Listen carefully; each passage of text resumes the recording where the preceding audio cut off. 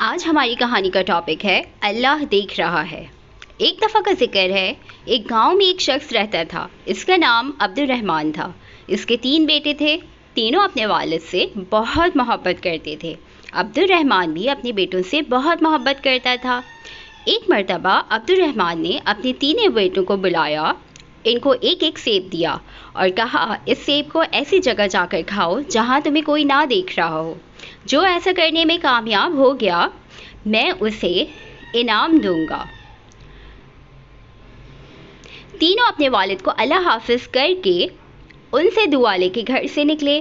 دوسرے دن عبد الرحمن نے پھر بیٹوں کو بلایا اور باری باری سب سے پوچھا۔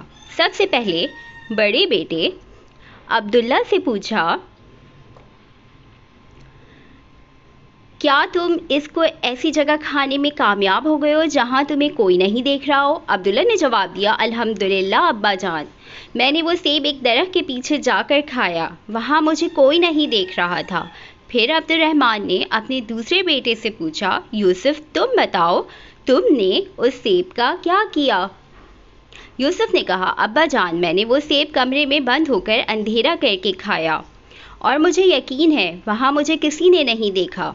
عبد الرحمن نے تیسرے بیٹے سے پوچھا، سلیم تم نے کیا کیا؟ سلیم نے کہا، ابا جان، میں نے کتاب اسماء الحسنی میں پڑھا ہے، اللہ کا نام ہے البصیر، مطلب ہر ایک کو ہر حال میں دیکھنے والا۔ میں نے بہت سوچا اور تلاش کیا لیکن مجھے کوئی ایسی جگہ نہ ملی جہاں میرا اللہ مجھے نہ دیکھے۔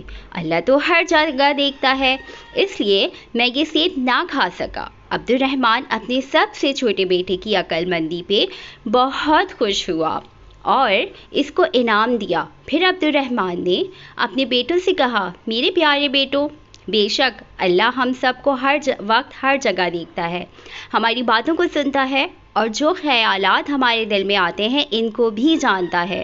وہ علیم بذات الصدور ہے اور وہ دلوں کے چھپے ہوئے رازوں کو بھی جانتا ہے۔ اللہ کی نافرمانی سے ہر وقت بچو اور اللہ کے سارے احکامات پر عمل کرو، جس سے اللہ تم سے راضی ہو جائے گا اور تمہیں دنیا میں راحت، سکون، اطمینان عطا کرے گا اور مرنے کے بعد ہمیشہ ہمیشہ کے لیے جنت میں داخل کرے گا، جہاں انسان جو چاہے گا وہ ہو جائے گا۔ انسان کے دل میں جو بھی چاہت ہوگی وہ اس کی وہ چاہت پوری ہو جائے گی۔ جنت میں ہم ایک پرندہ دیکھیں گے، اس کے کھانے کا اگر دل چاہے گا تو فوراً بھن کر پلیٹ میں آ جائے گا، پھر اس کی ہڈیوں پر دوبارہ گوشت اور پر اگا دیے جائیں گے اور وہ اڑ جائے گا۔ یہ ہے اللہ کا انعام اور جنت میں مزے ہی ہوں گے۔ ایسی ہی اور مزیدار کہانیاں سننے کے لیے subscribe my channel and press the bell icon which is down below۔ آج کی کہانی آپ کو کیسی لگی کامنٹ سیکشن میں ضرور بتائیے گا۔ تب تک کے لیے اللہ حافظ۔ Thank you for watching. Bye bye.